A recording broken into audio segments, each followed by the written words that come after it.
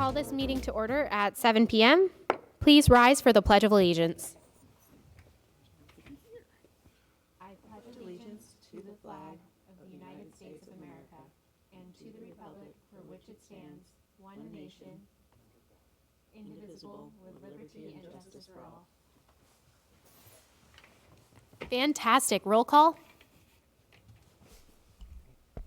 Okay. Hello. Okay. Commissioner Shu, Oh, yeah, I'm here. Vice Chair Gopal, Chair Tombe, Here. Commissioner Davis, Present. Commissioner Stanek. Here. Fantastic. All right, let's move to the approval of minutes for the regular meeting of June 6th, 2019. I move we approve the minutes. I second it. Excellent. Since there are no amendments, we'll move to a vote. Please vote with your little buttons. Excellent. And with that, the motion carries completely. There are no postponements, oral communications. We got some written communication. Is it here? No. Well, we don't have to read it out loud, so that's fine. All right, old business. Subject number 1, receive a presentation on an update on the Community Gardens Improvement Project. Okay. Good evening, Commission. Jeff Melkus, Director of Parks and Recreation. Jenny Coverman, our Recreation Supervisor who oversees the gardens, was actually going to be here and sends her regrets. So I'll present to you tonight an update. The purpose tonight was because we've started to move forward and some things have changed. We wanted to take just a few moments and kind of give you an update of where we've been, where we are now, and kind of where we're going. In 1819, you might remember that City Council, as part of the capital improvement projects budget, approved a $1.5 million project to renovate the McClellan Ranch community gardens. The community gardens were at a point of challenge. There were safety issues and such, and we realized also that they were being overeaten by our furry friends. We had gophers and a number of other small, animals that were coming into the garden and feasting. As a result, the gardens were not nearly as productive for the gardeners, and in some cases, almost no produce was taken from the gardens. As a result, in October of 18, we closed the gardens, began to clear the site, and we had, in working with a consultant, had created a design, and the design had gotten to almost either 90 or 95%. So it was ready to go to bid, and it included really kind of a state-of-the-art community gardens program. Our opportunity to have varying sizes of plots, meet ADA requirements, have meeting areas, have master gardener places. I mean, the design was really, really going to be a very good community garden. In addition, it included gopher netting and other things that we would assist us to keep the little furry creatures at bay. Earlier on in the 2019 fiscal year, we were asked to consider design opportunities for a new city hall, and as a result, different projects on that original capital improvement projects list were set aside, not necessarily with the intention of canceling them, but they were unfunded. Unfortunately, although the community gardens was our top priority at the time, it was unfunded at that point. So there we had cleared the gardens, but we didn't have anything to offer the community, knowing that we really needed to kind of figure this out. So in May of 19, the community gardens were actually put back on by City Council, and City Council has asked us to incorporate kind of a volunteer effort into the construction of the gardens.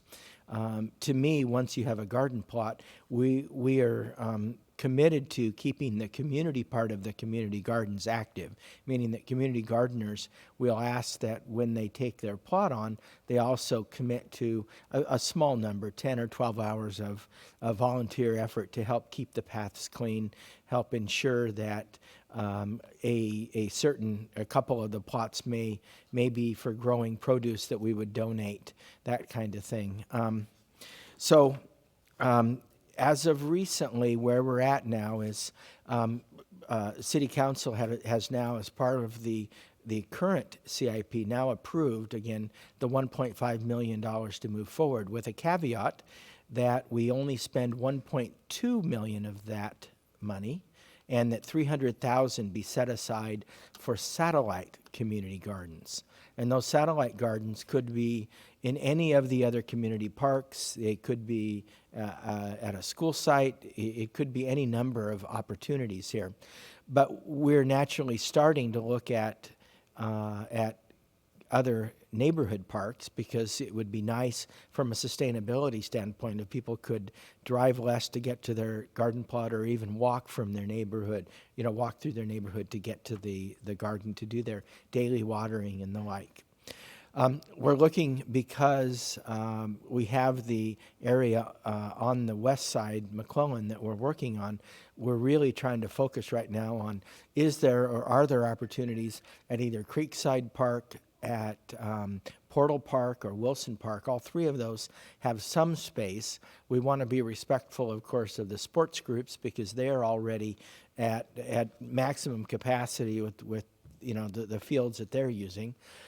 We want to be respectful of people's opportunity and the density of the park space, especially in the east part of the city, where the density is so much greater than it would be in the west.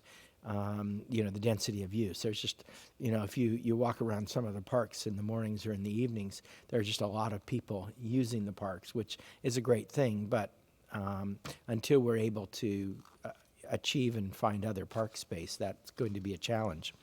But in the meantime, the Community Gardens program is looking at how many garden plots can we provide, how many opportunities. So one of the decisions that we may need to make, and that we'd want to have a conversation with you about, would be the sizes of the plots, because of course the bigger the plots, the less there are. When we closed the gardens, we had a very large number of people on the waiting list, partly because we stopped issuing gardens during the drought, but also because there's just a great demand for opportunities to garden. We heard that from the community during the budget process. That was probably the single most vocal request that had come during the deliberations over budget from the community. So we actually had 59 active plots at the time when we closed. The plan that we had developed that had gotten us to 95% was at 79 plots.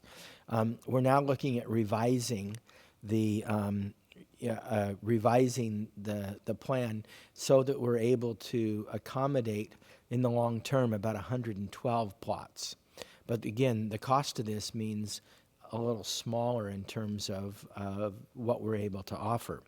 One of the drawbacks to this $1.2 million project is we have to do what we call value engineer. In other words, we need to reduce the scope of the project in order to stay within that budget.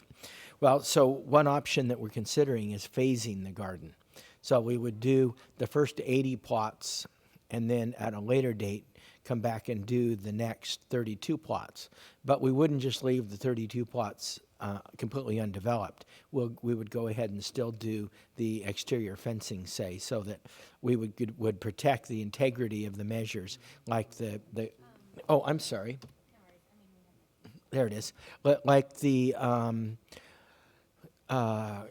gopher netting and the special fencing that would have flashing around the sides, so that our furry friends wouldn't be able to jump up and crawl over. We've made some decisions already that we know are not going to impact the quality of the project, such as the original plans called for individual water at each plot, and majority of community gardens that we've visited and seen usually has one spigot with 2 hose bibs, if that's what they're called, for like 8 to 10 plots, because not everybody's at the garden at the same time. So you come, you use the hose, you water, and then you put the hose back, and somebody else will come an hour later, say. So there isn't really a problem with doing that. We're also looking at a potential number of raised beds that we really need to do in order to be in line with the Americans with Disabilities Act. However, the remainder of the plots, it is possible to make them all raised beds, or at least make them to where they're just separated and have some kind of an 8-inch wooden border around them. Again, remember, council said when their direction was fund the 1.2 for McClellan, but you need to they wanted us to instill a sense of community into actually the building of the garden. Obviously, the heavy construction, putting in the granite, such for the pathways and the cement work and that stuff, and the excavation has to be done by trained and certified professionals. But there are other things like putting in the individual borders and spreading mulch and things like that.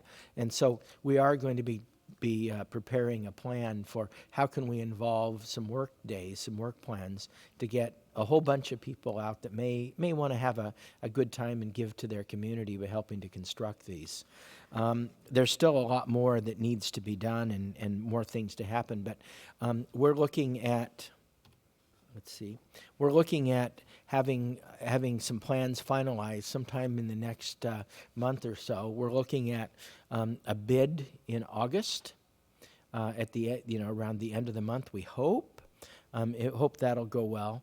We're hoping at some point in the fall we'll have construction underway at that garden, and then as soon as that's underway, we'll start putting a big part of our energy into where should these satellite gardens go, and how big can they be, and what's the standard. We've already asked for and received some very, very good guidance from a couple of master gardeners, and we're going to be going back and seeing if we can have some recommendations, and maybe even and not maybe, but have a proposal or two brought to you that'll say, here are the different parks, and these are the different options for those satellite gardens. What we don't want to do is have to hold back on those 32 spots at McClellan to save money in order to put 25 spots out in the community. We really want to focus on figuring out a way that we can still get the maximum number, all 112 or so spots in McClellan, and then supplement another 15 or 20 at several sites. That would get us to the point where we could meet all the demand as we had it before on the waiting list. So that's the update on community gardens. That's where we're going, and wanted to make sure that you were aware. And again, we'll be coming back to you soon with more. Excellent. Thank you so much. I know that this has definitely been something on top of mind for a lot of people, so it's good to know it's coming down the pipeline. Go ahead. I have one question. What kind of ongoing communications are we having with the previous gardeners to keep them abreast? We reached out to the entire group just the last week, and made ourselves available at the Environmental Education Center just last night for an hour. Unfortunately, we didn't get a response. So we know that the last time when the gardens were open, and gardeners were actively trying to garden, and we were asking for assistance, we ended up with, I think around 30 or so gardeners that came to the initial organizing meetings, and they helped us to create the initial design. The design isn't going to change a lot, although again the sizes of the plots will probably change. So we're going to continue to outreach again, and we'll do more probably personal phone calls for the number that we've got. We want to make sure that everybody has a chance to weigh in on this, and it may very likely be that we'll give several opportunities, probably another try at getting people together out at the existing gardens, and then in September when we come back with the project. Go ahead. Yeah, I have a question. So what is the expected completion, typically these kind of projects? Well, we were hoping that if it starts in the fall, we'd be done by in time in spring to actually issue the gardens. I So see. we'd be talking about probably grand opening.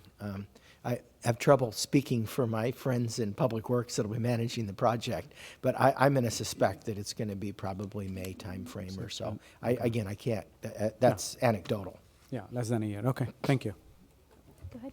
Oh, I have a question about how the 1.2 million can be spent, and can we get any detail of the breakdown of items so that in that way we may get more idea how the funds for the satellite gardens can, the scale of the satellite garden, how can we afford that?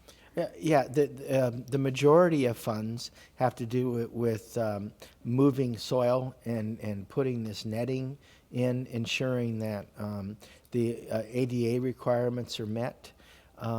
We can provide you a very, very detailed bid list once once it goes out to the out for bid. Then we can share that with you for sure.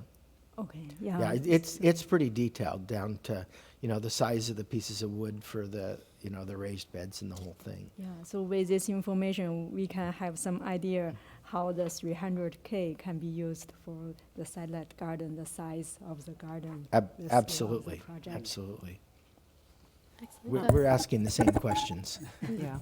So was there any data on the size of the plots? You said that you're going to shrink them, so is that, like the size that you're going to shrink them to, is that pretty typical in other community gardens? Or, I mean, is there any data about whether the gardeners prefer the smaller sizes or big sizes, or if you can have different size plots, or? Well, typically a 10 by 20 plot, which would be as big as we would offer in this plan, is a substantial community garden. And you can grow a lot of tomatoes and zucchinis and cucumbers and corn and everything that you want to grow. That's a challenge to keep up with the amount that you could grow for a family as a recreational garden. However, we've been finding that a lot of places there's a new garden in Santa Clara. I can't remember the name of the park. There are some others that we've been visiting. Generally, there's 5 feet by 15 feet, 10 feet by 15, 10 by 20. If we had gardens that were 20 by 40 feet in the existing footprint, which is just really, really big. And that was part of it contributed to the fact that we couldn't meet everybody's needs. Right, okay. But in answer to the question, is this what the gardeners prefer? We need to get them together again, and the existing gardeners as kind of a stakeholder group, and ask them. And we attempted to do that and weren't successful. Okay, I just have one more question. So the volunteer efforts, so you're going to be looking at organizations in the community, just community members, or will it be the people that are actually reserving the plots, or whoever wants to come out? It's a mixture of each. One option that we're looking at is to purchase kits that for the beds themselves, and you can somebody can put that together. We could provide training and what we need to look at though is and if we did that, then each of the gardeners may be asked to assist with their own. The problem is the long term. The quality of what we get. We want to make sure that after 2 years the wood isn't splitting aside and roots coming out through it. We want to be very careful that it's, that when what we deliver for 1.2 million is a very high quality, long lasting garden that will be, be very successful for people. Okay. Well, So we are looking for groups. We'll look for people. We haven't really figured that part out yet, but we know that there's. Well, I think the way to answer that is we really need to know the scope of what we're going to ask people for first, and we haven't come to that yet. So, question, was the impetus for this building community, or was the impetus free or decrease the cost of labor? 'Cause I have an inkling in my mind that it's the latter, not. Well, what City Council suggested was that they wanted us to take part of the budget and move to other satellite opportunities. And so to recoup the cost, they wanted this. And so my concern is, well, for only 1.2, it's a challenge to get the same number of plots. And so the suggestion was, why don't we see if we can, because we do have from time to time quite a few community groups, community members, scout groups that are looking for projects. If we can consolidate a number of those together, I think that we can do some of this. Okay. The other question I have is, or more of a suggestion, is that if possible, I know that we have an existing list of gardeners. I think that making that a part of keeping the garden, their participation should be a mandatory thing if they're physically able to do so. If you're going to use the garden, then you should be part of building it. And then also similarly, if there is a long list of people who want it, I think that if a person's willing to contribute more time and effort into building a garden, they should get bumped up the list. So that might be a good incentive strategy in terms of getting people engaged with the building side of things. I think that's a great suggestion. Absolutely. Yeah, I agree. So is it staff, like part of the staff time will be spent on this too, right? Maintenance from a city? Well, actually, very less. Okay. very little. The role that we'll play is to assist the volunteer garden managers, to do training, to ensure that inspections occur, so that if somebody takes one of these valuable gardens but doesn't actually garden it, there's a process that we've already been working with, that after 1 or 2 warnings, then maybe the garden will be reassigned, that kind of thing. Okay. If it's an organic garden, and if people aren't organically gardening, somebody needs to be involved with that, and then to lead work groups to bring compost in. So there will be a staff lead, a coordinator that'll help to coordinate the gardens, especially once we end up with satellite areas. We're going to have some staff resource. Thank you. The final thing that I was just curious and flagged about is that one of the issues is that some people weren't keeping up their garden plots. My concern is that if we make even more, how are we going to ensure that those are going to be kept up? And I know we had talked about, actually you just mentioned this, but the process for moving past someone to the next person in line, should something like that happen. Are we going to get a chance to take a look at what that process looks like, so we're aware of it? Absolutely. Excellent. The concept that we have right now is that each pod inside of the garden at McClellan will have maybe 16 or 20 different gardens. And within that group, we will be asking for one of the gardeners to serve as a volunteer garden manager. Part of their role will be to assist the staff to look once a week on a very defined schedule, so that all the gardeners know to say, look, are you doing each of the things that, are there weeds that are growing? Are you growing mint in your garden? If you know anything about mint, a community garden and mint don't do well, because mint wants to grow in other people's garden plots. So there's some things that we want to be very careful with, to ensure that everybody has a good opportunity. And so there'll be there'll be a process, and we're happy to share with it. We've been working on that already. Fantastic. All right, any other questions? No? Well, great. Thank you so much. And I know that this has been quite the process. The staff has done a tremendous amount of work, and I know it got a little bit derailed, but excited to get it back on now that we have the approved funding and the process to continue. Yeah, and I'm really pleased with taking opportunity. Our friends at Public Works that have put a lot of effort into this, Jenny Coverman and Barbara Banfield, Keith there at the Outdoor Environmental Education Center, done a lot of work on this. Kim Callum as well, when she was overseeing the gardens and the initial part. So staff, you're right. I get to come and talk to you about it, but the real heavy lifting goes on there.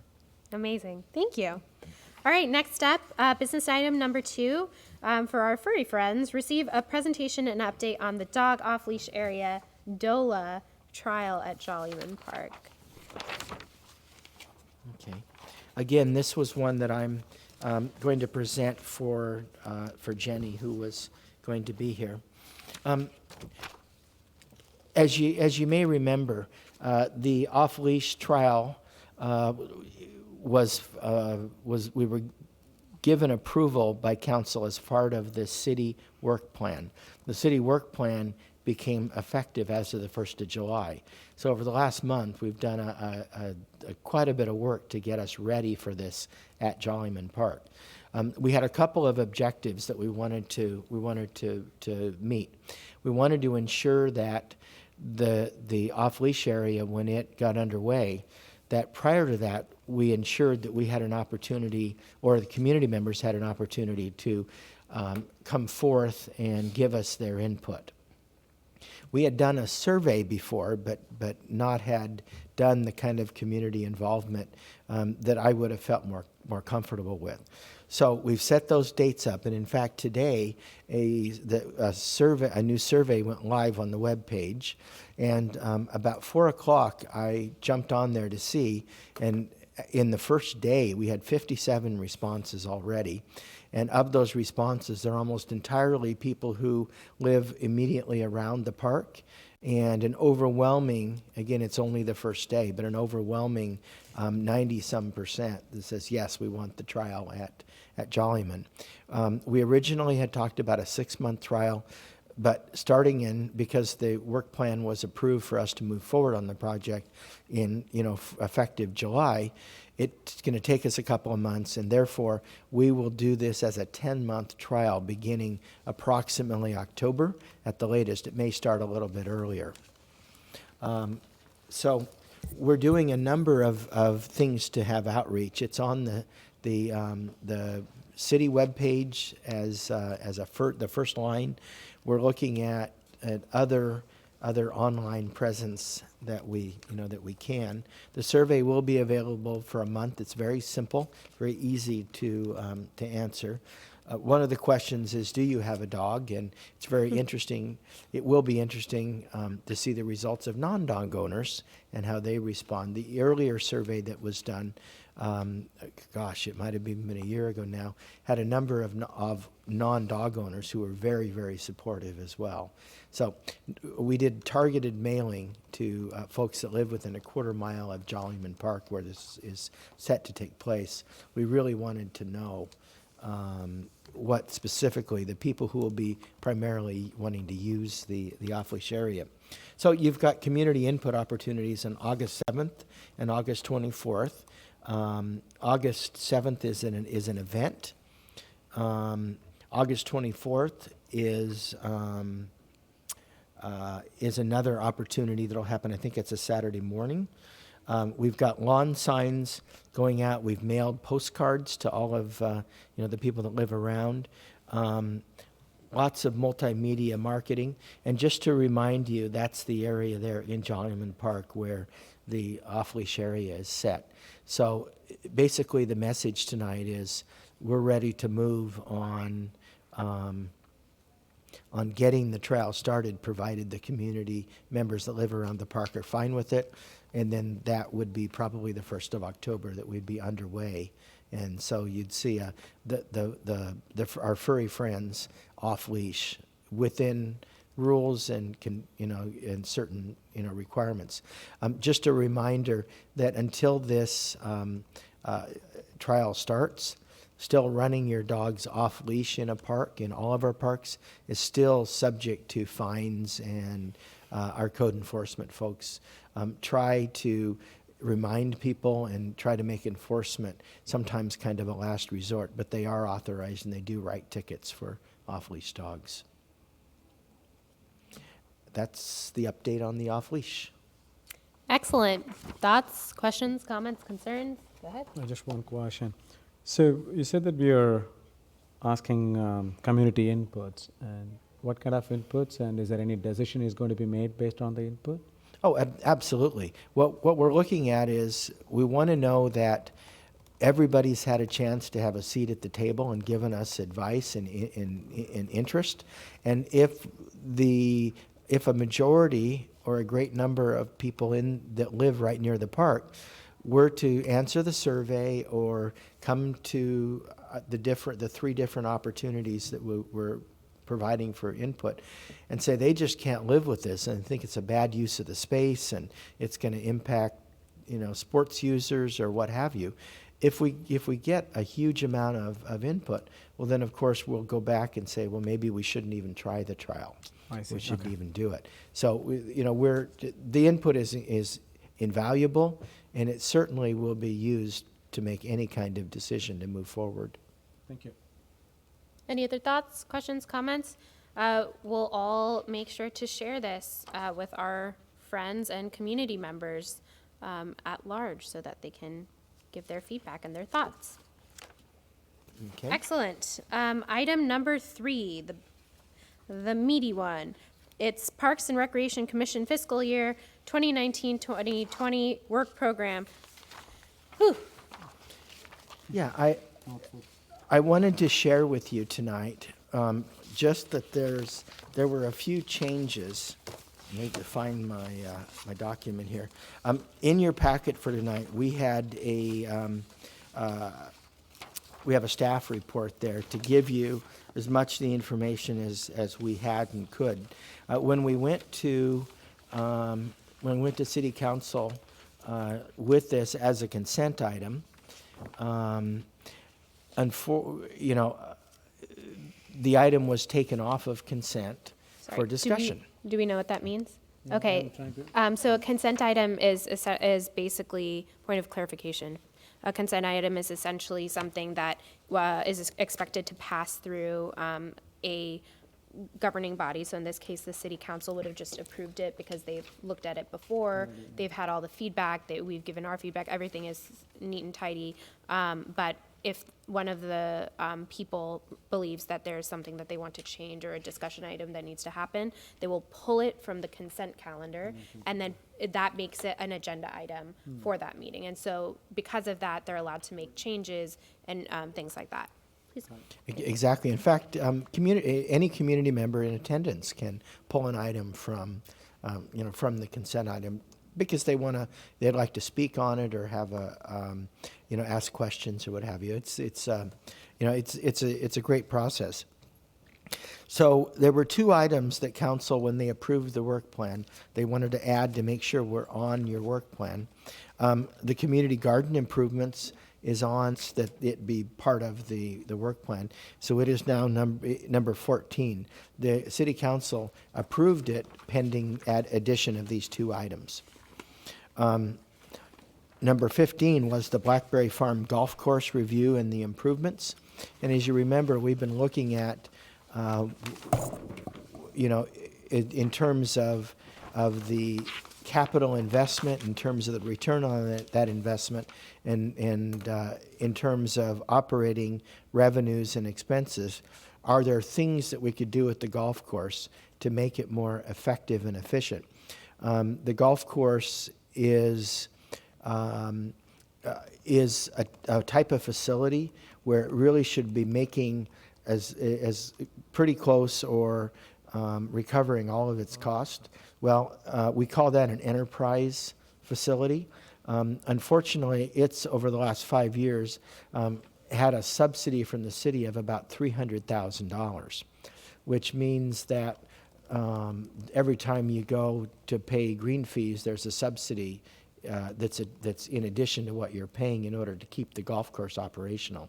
And there's a number of reasons for that, and they have to do with the infrastructure. We've got water holes where there isn't water in them anymore because of originally the drought, and the water area, the pipes and the infrastructure doesn't work anymore.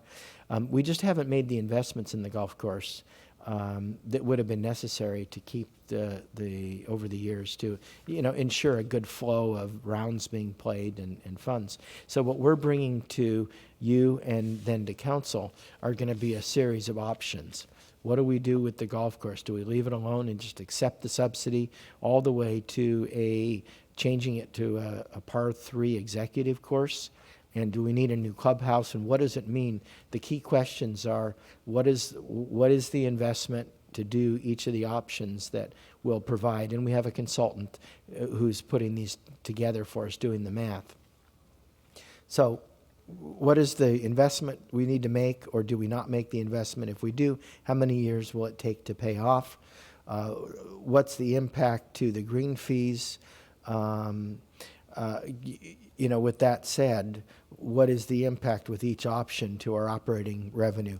Could we be in the black immediately if we do X, Y, and Z? Do we need a new clubhouse or a new restaurant to replace the Blue Pheasant? These are questions that we'll have spelled out very clearly. The role that we would ask the commission to do is to help make some of those difficult decisions, take some of the testimony that'll come in as we move forward on this. We're looking at probably having some opportunity late fall, early winter with what these options are, and the folks we're building into their contract that have worked with this project before. We're building into them to actually come and present their results to you before we do anything on it. Questions? So I guess my question is, how does this piece of it relate to the whole Stevens Creek corridor master plan? The golf course is part of the master plan. The advice that we've gotten, the direction we've gotten from several of the city council members is that they want us to bring back the golf course plan first. They wanted us to get this part of it done in advance of the rest of the master plan. Then the rest of the master plan we can bring forward. One of the recommendations may be that we do nothing with the golf course until we bring the master plan back, because they're intricately, we don't want to invest money into the golf course if the master plan says we shouldn't have a golf course. But we need to bring these options first. And as you might remember, the master plan itself will bring its own CEQA process as well, which is a key part. For those of us who've been on the commission for a while, wasn't the master plan put on hold until the citywide master plan was finished? Correct. So we've had the project almost completed, and it's been just sitting and waiting for the citywide plan to be completed. In my comments later, I was going to give you an update on that, but we are looking at a potential adoption date in the November timeframe now. We're just waiting for the environmental clearance on the plan. Okay. All right, so that means we'll be looking at the Stevens Creek Corridor Master Plan sometime in the future as well. But obviously, it's not reflected on here because that's sort of like a glimmer in somebody's eye. Because I think it was, it was a previous council, obviously, that put a stop to the master plan in Stevens Creek until this other one. Yeah, and it's a matter of prioritization. We really need to work on that as well. We've got a certain capacity load within our park improvement office. As you know, Right. our park improvement manager, Gail Seeds, is a party of one. Yes, okay. And does an exceptional job, but there's only one of her. We are looking at, because if you remember, the Memorial Park Master Plan is funded and is just waiting there for the concepts and the system master plan to be adopted as well. And soon after it gets adopted, we're moving full steam ahead on the Memorial Park Master Plan as well. Okay. We really want to get the concrete fixed in the ponds, and that's going to be a really fun project. That's going to be really decisions. Many of the decisions will be made right by the stakeholders that are involved and that live around the park and that are very involved in it. Okay, thanks. Yeah, I have two questions. The first one, what is the rationale behind the council pulling it on asking more details of the plan? Is it because of the cost involved, or what is the rationale behind this one? This particular one item. This particular item on the golf course? Golf course. The sense of urgency is that, again, the enterprise-funded program should be covering their cost. And over the last 5 years, the average has been almost $300,000 subsidy by the city. I see. And that, which means the program as it is in the red for 300,000. 300,000. Now, golf course is a park like any other park, but it has a very specialized use. So pretty much around the country, golf courses are expected to cover their cost. I see. And there's a number of reasons why, for instance, the rounds 5 years ago, we had close to 40,000 rounds at one point. I think last year we were at 27,000. And that directly, that's just less people who are coming and paying green fees and going out on the course. Okay, so thank you. The second question is, since this particular one, and you said it is not fully approved, this plan, because they pulled it off the consent item list, right? When is going to get approved? It is approved. Correct. So only it was this particular approved. one It with was the condition. approved. It was Yeah. approved With the there condition. with the condition that this is This added. added. Okay, got Yeah, it. and on that evening, what I told the city council members was that I would be coming back to you and informing you at this meeting, at this time, that this, they had made changes to it. Awesome. And that's where it's at. Thank you. All right, do you have a question? Okay, so just also a little bit of insight. Not only has the cost of, have we been losing golfers, because general national golf trends are declining, and we have 2 golf courses in Cupertino, but the irrigation system is broken, and so we're losing a lot of money every year. I think we've lost a total of $240,000 since the concept of fixing the irrigation system started a few years ago. So I think that's why it's back on the calendar. Thank you. Yes. Cool. All right. Next. We're good? Any other thoughts, questions, comments, concerns? Awesome. Look at how fast we're moving. Yeah. That's so amazing. Okay. And now all of these have been exciting. But now we get to hear about, which I'm really jealous of because I was not here for that, the presentation on the inaugural Cupertino Campout and Community Event. Come on up, Danny.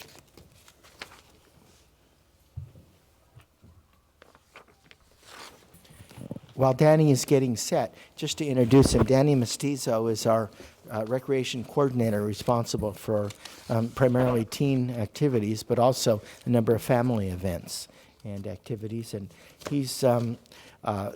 we're real pleased to have him present to you something that I thought was one of the most innovative, creative programs I've seen in many, many years. And so, Danny, it's all yours.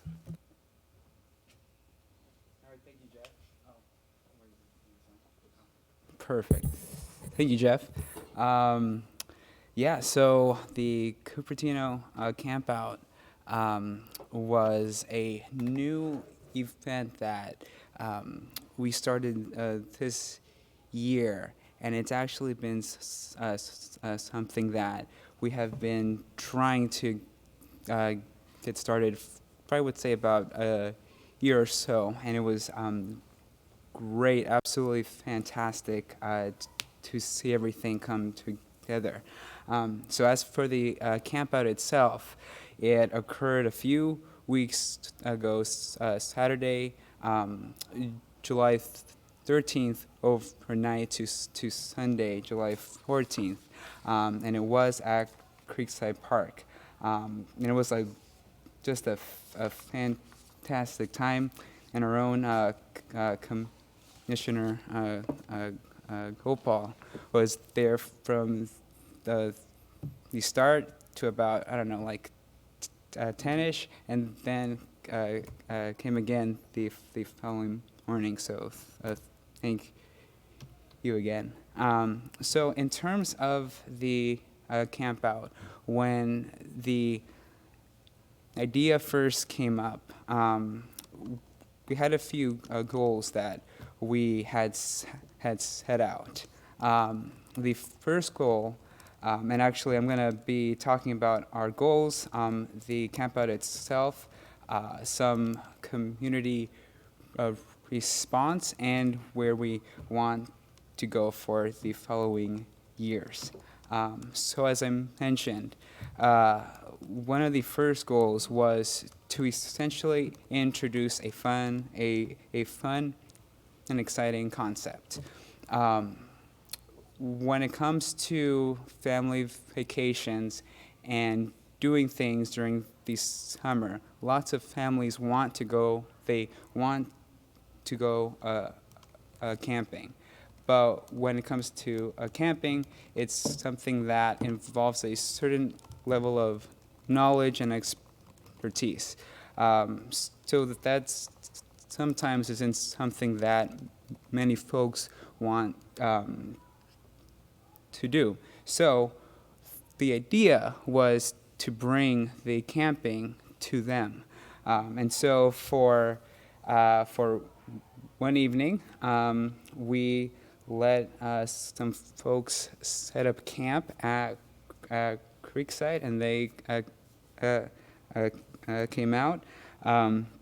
And for a lot of families, it was a great way to try something before going out to Yosemite and then like showing up and then and being like, I don't know how to set up a tent, and being in this sort of anxious state. So it was an anxious way, or an anxious free way to try out camping.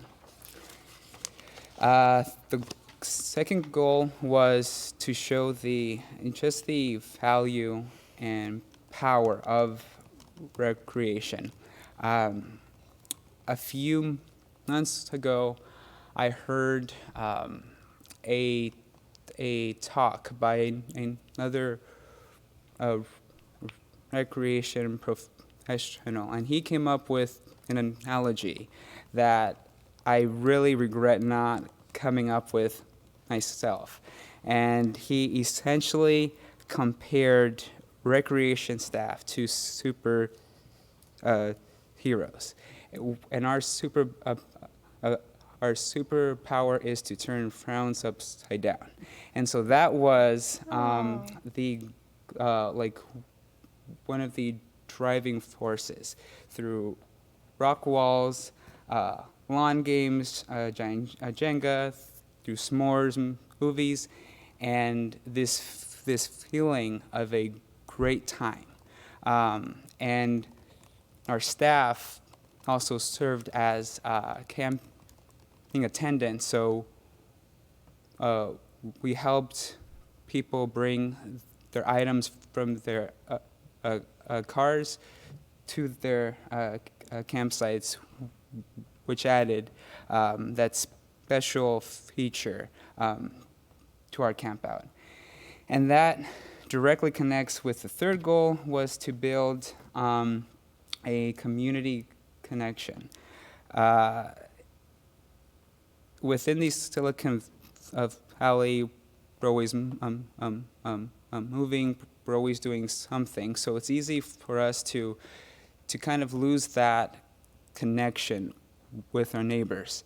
And the ideal goal was that you would be set up next to someone who, your kid could be going to school with, or it could be your neighbor that you've always seen and wanted to say hi, but it was always like this awkward like wave, and then you get set up next to them, and it's like, oh hey, like you're here too, and so that's the kind of feeling of connection that we wanted to establish.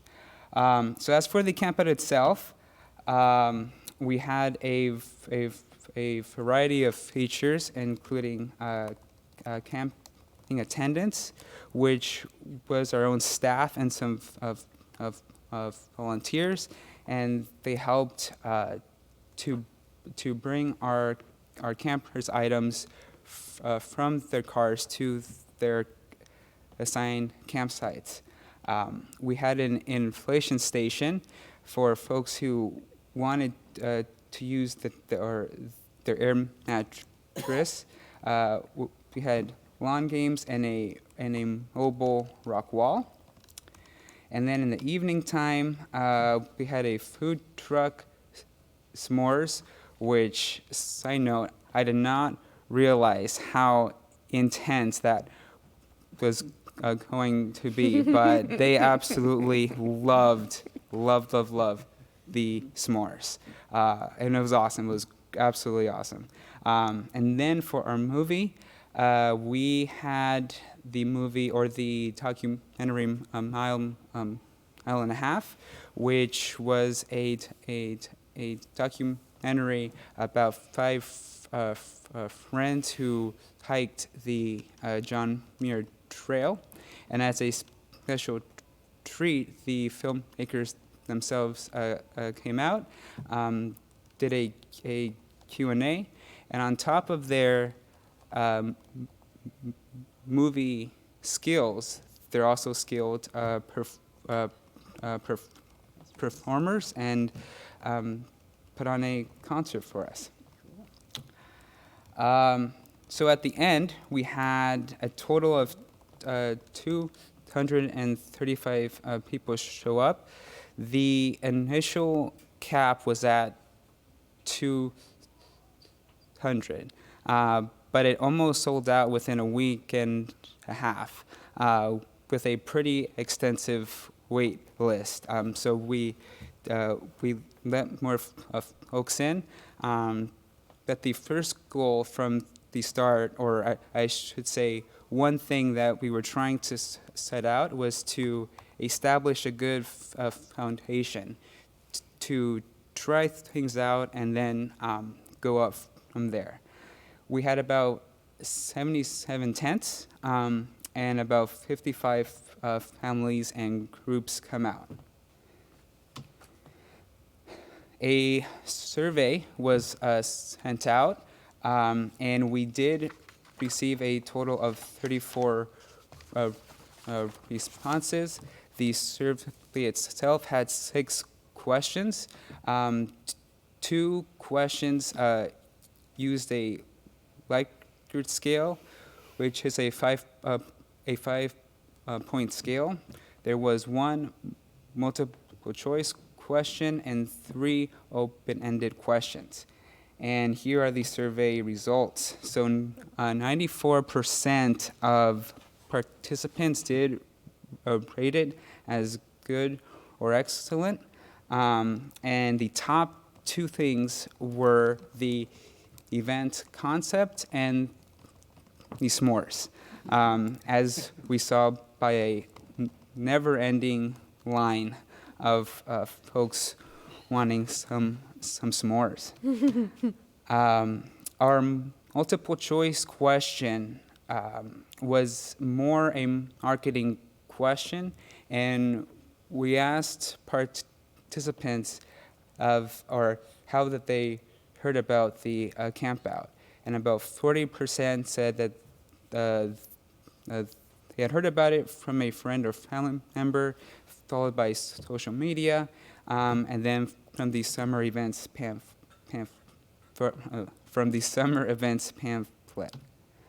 And here are some survey comments that were taken from those open-ended questions. I believe these same comments are in the staff report as well.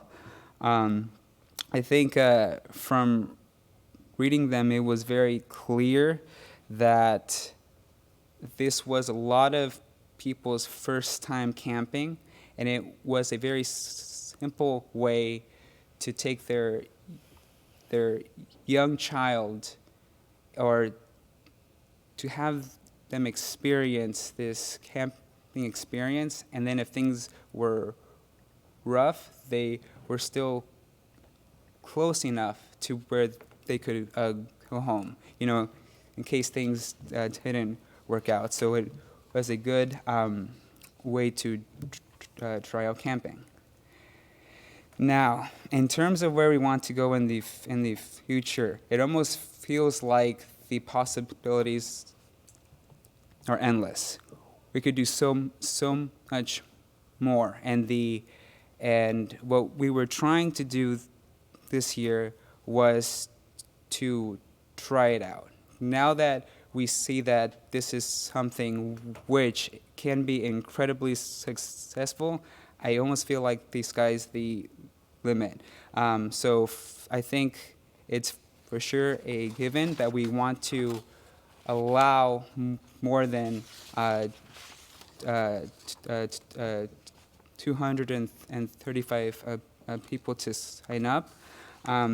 This is also something that has a potential to be something that involves more folks within our departments, similar to the 4th of July. So it could be something to a similar scale, I think.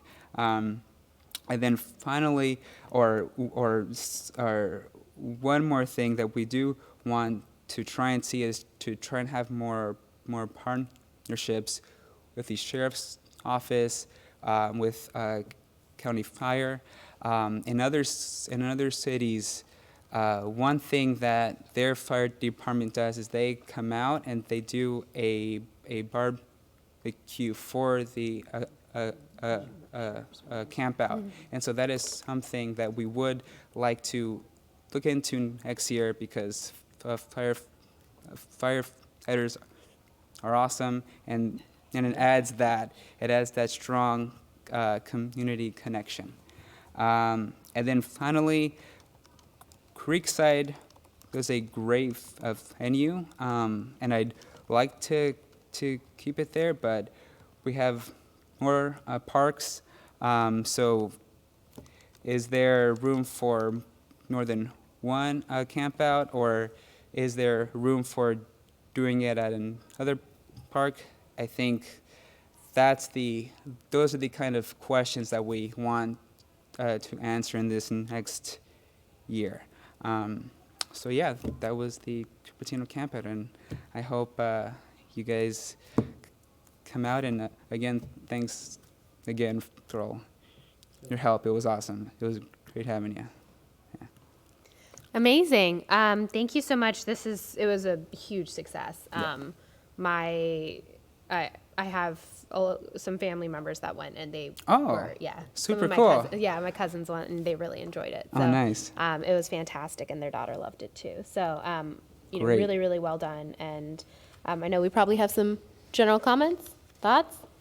I have some questions. Yeah. So in the original plan, you said you have more than 77 tents, but in the original plan, so how many tents could Creekside Park accommodate? So, right. Wait, so is the question how many plots did we set out? Or is it... I just want to know, is there still more space, or the whole Oh, park absolutely. is full? Yes, absolutely. So we, in order to respect our fields, we wanted to make sure that we were only using a space or we wanted to use a very minimal space. So I would say we use about a third, if not less, of the field. So there is room to expand.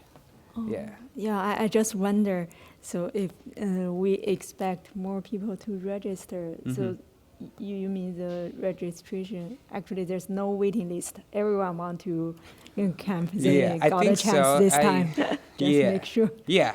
Oh, absolutely. Yeah. So when it comes to estimations, I have a general idea. I would say from the field we use between 30 and 40% only. Yeah. Yeah, so I have some comments. Thank you, Danny. I think I was just telling Jeff, I was there, of course, more than me helping, I just saw how coordinated the team is. I can tell you, being in corporate here for many years, many events, I've seen it. Some I organized, but I don't think that anything come close to it. I'm literally saying it because right from the beginning of how people get registered and you hand out all those things, whatever, glow sticks and whatever, Right. all of them, right from the beginning until the next day, when the camp is done and they clean it up and they're helping them to get back into their car before 8, whatever the time on the morning, 8 or 8:30. It is unbelievably coordinated, well organized. Really kudos to you. This is amazing. I have never seen one. Right, and I can't. I am up here today solo, but it was for sure a team effort between Dave Chen And then and yeah, I agree. myself. I mean, It was entire great. team, but you were leading He's not it, here so- right now. I think there's a concert, right now. Yeah. But it was a good collaboration. Yeah, so I got a few more comments on it too, just because I cannot resist on sharing.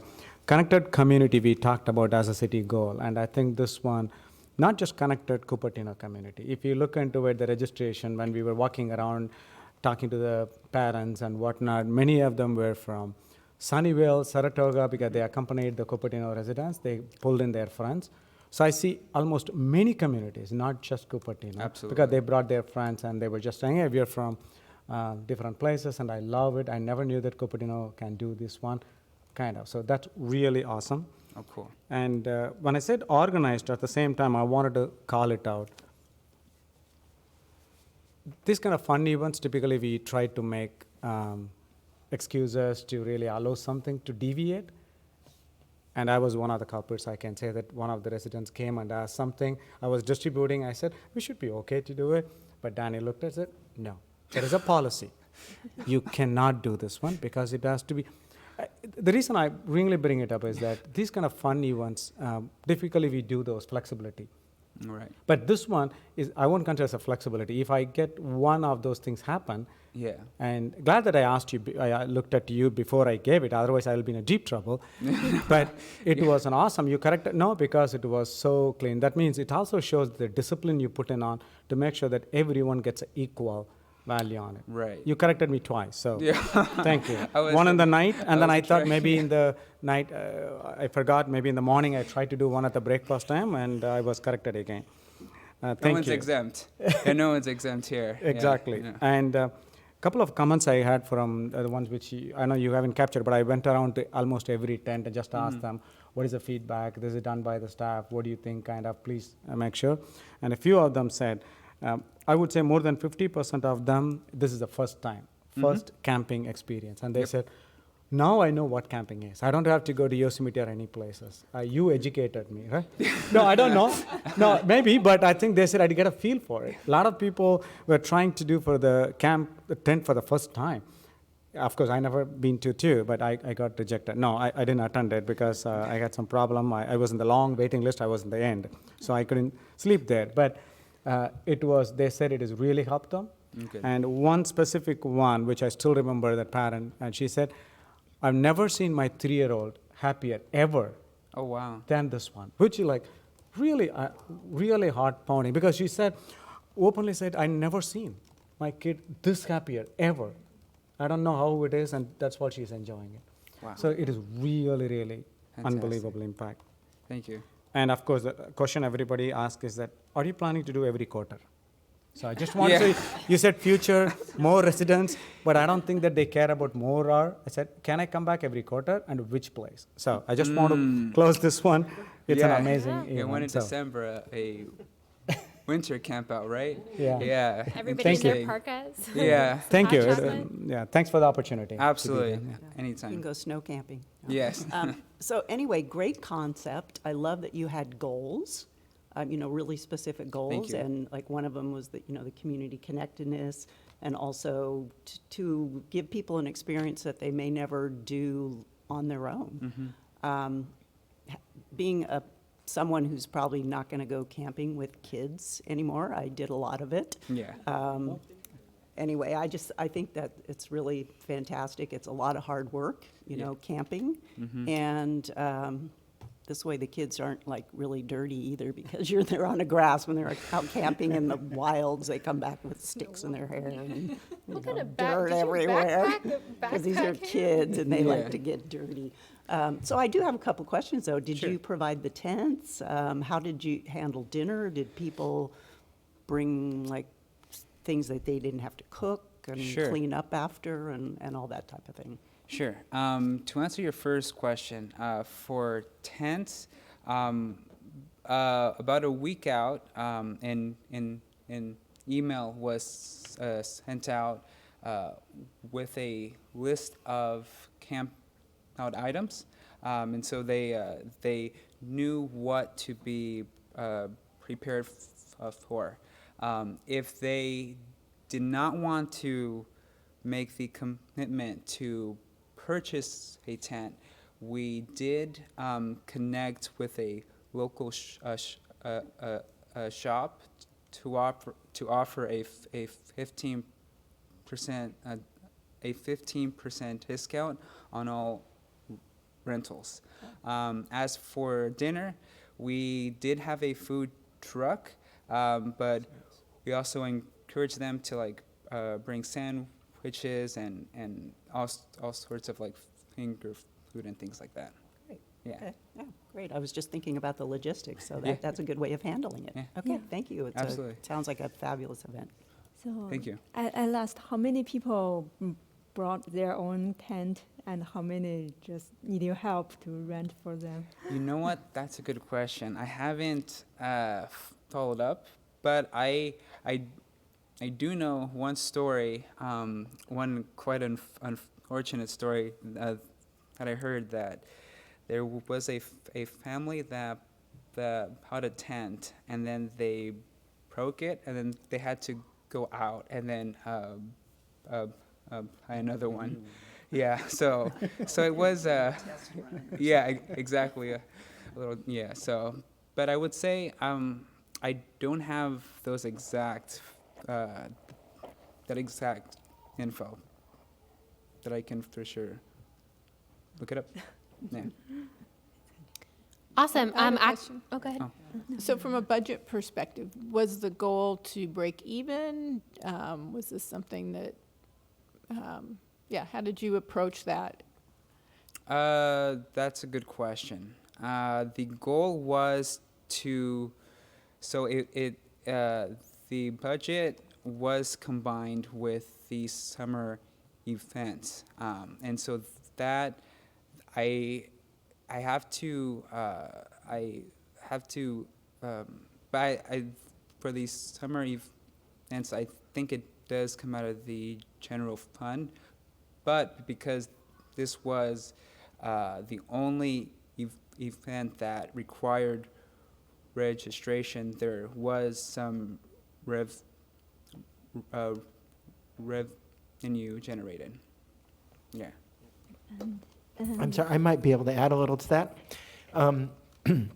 As this was a pilot program to test our first time, we did get funding from City Council as a budget request to run the program. But we also wanted to be very careful and be very responsible in terms of the subsidy, because some subsidies are more community benefit driven.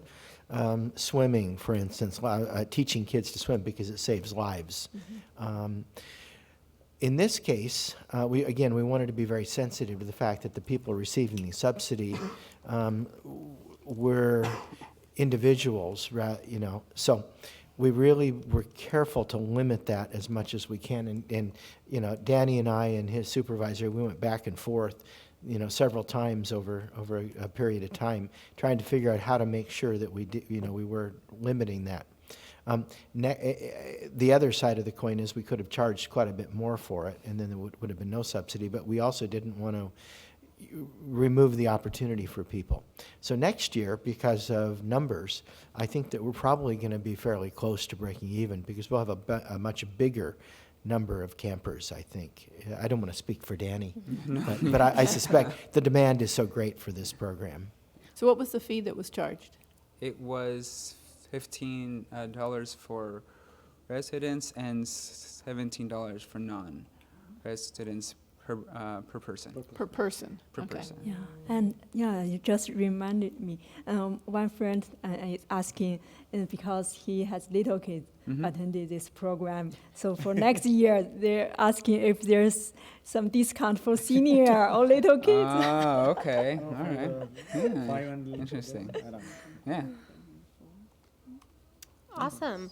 The other thing, just to kind of connect with what my fellow commissioner was saying, is that you actually might be able to use, if you can tell how many people rented, you might be able to use that metric to get sponsorships. And I know Patagonia does a lot of community sponsorships. I'm not personally connected with them, but they're super engaged in getting people outdoors. And I know that they have they do a lot of community efforts. Their funding season for 2020 starts in September. Okay. So it'll be good to get. I can see if I I can know. dig around a little bit, but they have they're super interested in this kind of stuff, and they'll even bring out vans or like little carts to do like sustainability workshops or like fix your jacket workshops and things like that. Oh, I did not know that. Fantastic. Thank you. Yeah, and I have another suggestion. Yeah. So for next year, could you put those fantastic pictures on the website so people can know there may be movies and Oh, games? for sure. Yeah, because this Right. year some people, the web page is pretty simple. They didn't know Yeah. there are so many activities. I agree. Yeah, and you know we have a good amount of photos now to choose from and add on there. So absolutely, Yeah, that will attract more people. absolutely, yeah. Excellent. Any other thoughts, feedback? The last thing is, I don't know how, but I would really like to utilize the fact that we had so many participants and create some kind of, and this is more, I guess, a Jeff thought, but a communications database where we can connect directly with the people who come to our events, even if it just means, you know, one of us is standing there with a clipboard saying, hey, if you want to know more about events like this, please fill out your email here, so that way we can also send them more information when they're there, and we can also use that to retarget them for things like the off-leash dog survey or our other Parks and Rec surveys and things like that. Okay, absolutely. Cool. Awesome. Thank you. Thank you very much Thank for you. coming, and you did a fantastic job. And it's a sign of a good leader when you always reference your team in terms of what you do. Oh, thank you so much. So- Appreciate it. Thank you for coming in. Thank you. Okay, next up on our list, we have number 6, which is receive monthly update reports from director and commissioners.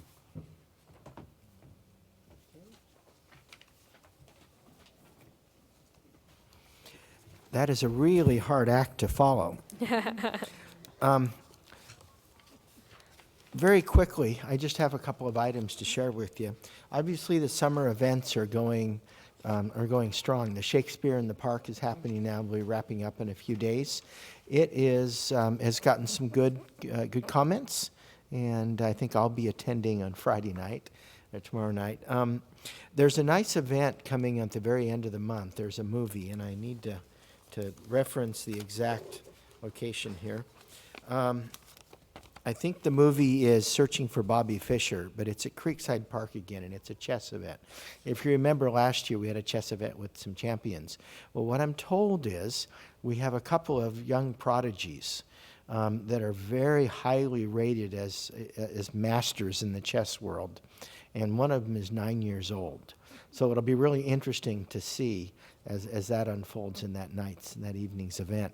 But there are lots of really great events and activities, and the brochure is just chock full of them. The Zumba, say, and the yoga and the art in the park have been doing just gangbusters. We had over 80 for one of the Zumba events recently, which is just amazing out in the park. But we want to continue this. This is, again, just kind of the start with the outdoor exercise and events in neighborhood parks. The next thing that I'd like to share with you is, again, that we are looking for the system master plan and the environmental clearance document. We're looking at the mid to end September to be able to provide you what may amount to a final copy of the plan itself. We've taken lots and lots of input. We've put everything into play that we've requested or been requested of us. Lots of conversations, and in order to adopt the plan, we needed the environmental clearance report and the recommendation there. That all will be together. The two of those will be together in the mid-September, released to the public, and then there'll be about I think there's a 30-day comment period, and we move forward. So look forward to finally getting the master plan completed and giving us the opportunity to kind of move forward. There's a lot of things stacked up behind it, as you know. The last thing to mention to you is we're looking out forward as we see the political debates and such on television, to let you know that there are opportunities that our department are going to support having voting opportunities take place here in the city. That Monte Vista Community Center, at the Senior Center, and at Quinlan, in the general election in 2020, we'll have some space available where people will be able to go and participate. There's a cost to it. There'll be some activities and opportunities that will be postponed for the 5 or 6 days that they'll be in the facility. But wanted to let you know that those are going to be voting centers, and we feel very strongly that we should be playing our part in that part of the democracy. So those are the only messages that I've got for you tonight. I've done more talking than I probably should have. But we'll look forward to September and when we get back together again. Amazing. Thank you so much. Any questions or comments from the commissioners on the report? I actually have a question about the new locations for polling places. How's that being communicated? How will that be communicated to the voters? Well, it's still very early. What we've done is kind of answered the call and provided the options to the county registrar of voters, Okay. and they've accepted them. And again, it's a bit early, but so I can't answer. I assume that'll all be the county who's going to do the majority of it, and we'll of course be informing our residents about the closure of those particular areas within the facilities. Great. And it would also, because we're doing this, and I think it's amazing, I think it's incredible that we put that forward, and I think it's extremely valuable because we can see the cost of not voting now. If we can have voter reg docs at our community events throughout the year, we might as well augment what we're doing next year by prepping for it this year and making sure that the residents of Cupertino are registered. When I need to have a conversation with our folks with the county registrar. I'll ask him about that at that time. Great, thanks. Any other updates from commissioners? Meetings you've been to, places you've gone, things you've done? Oh, I have some question about the Rancho Reconata special district.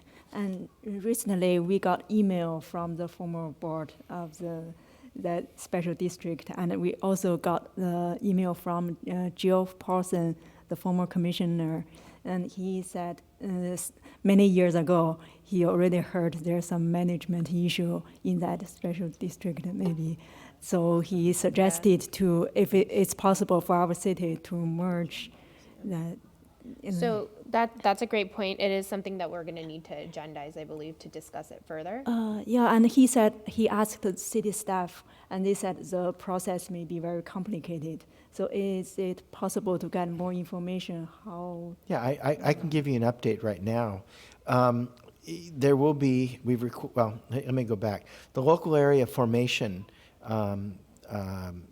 commission, I think it is, which is part of the Santa Clara County governance. They oversee special districts and have the authority to create and disband, I guess, special districts and such.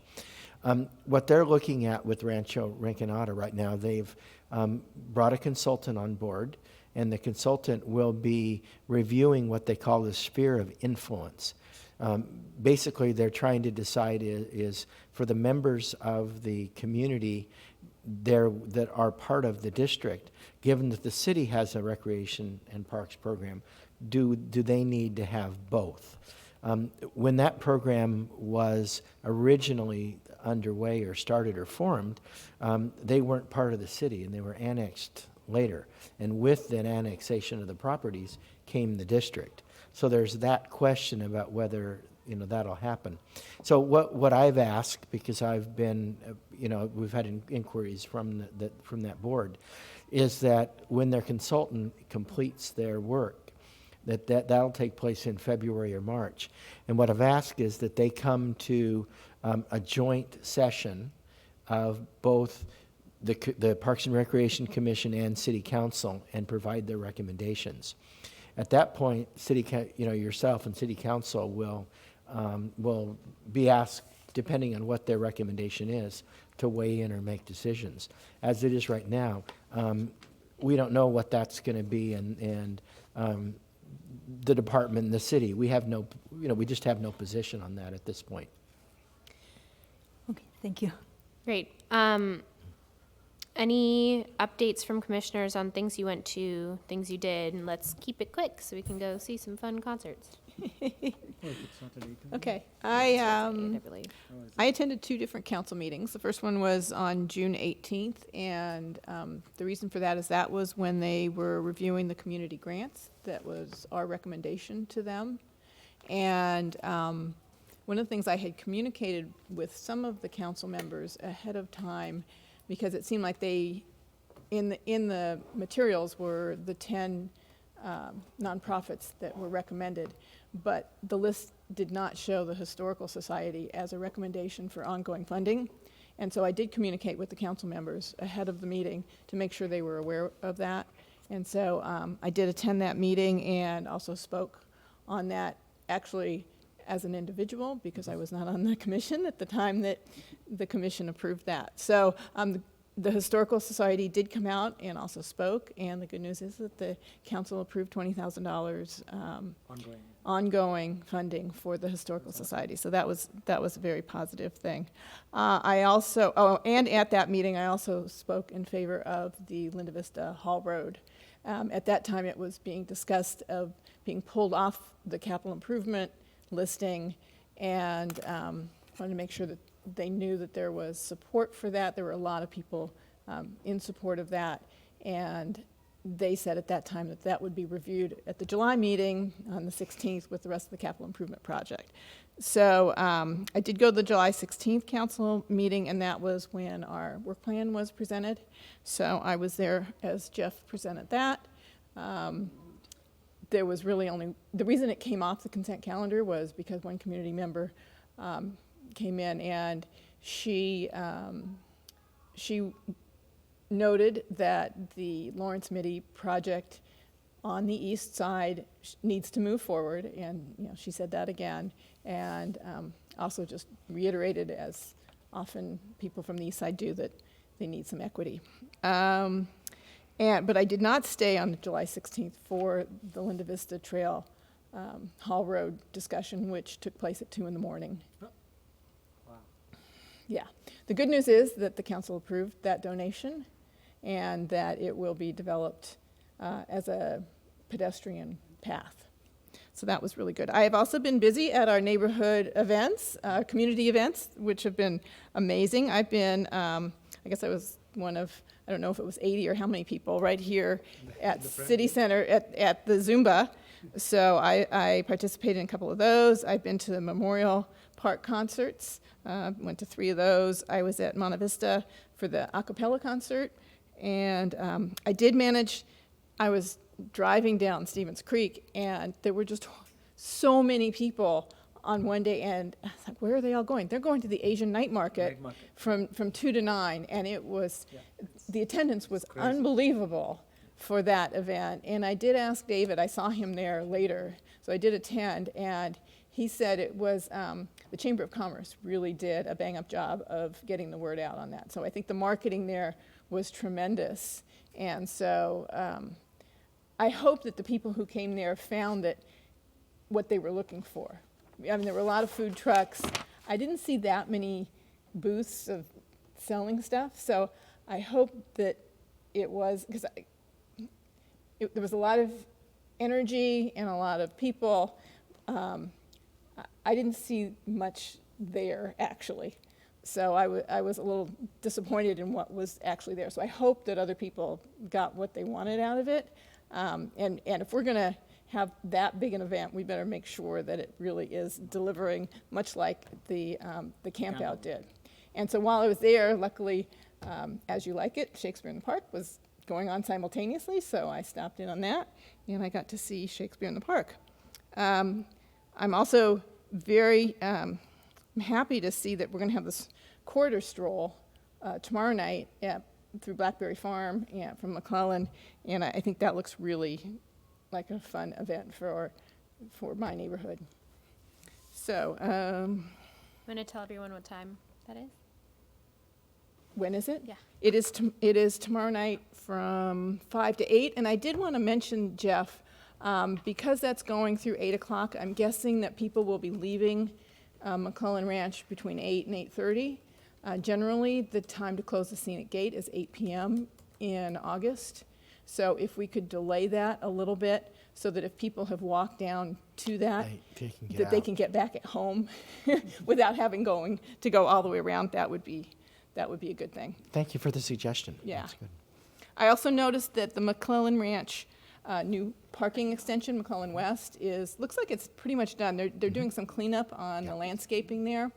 I did also want to comment on that the pathway coming in from Scenic Circle to the walkway, has been closed because of the construction, which was appropriate, but it's still closed.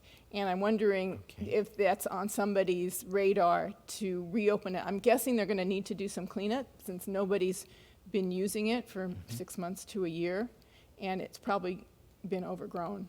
And so there may need to do some work there. So if we could get that over to Public Works Absolutely. to make them aware of that, because, yeah, they're probably not going to just be able to pull off the closed sign on that. Okay. That's all I have. Yeah, I've seen cars parked over there, and I think it looked open.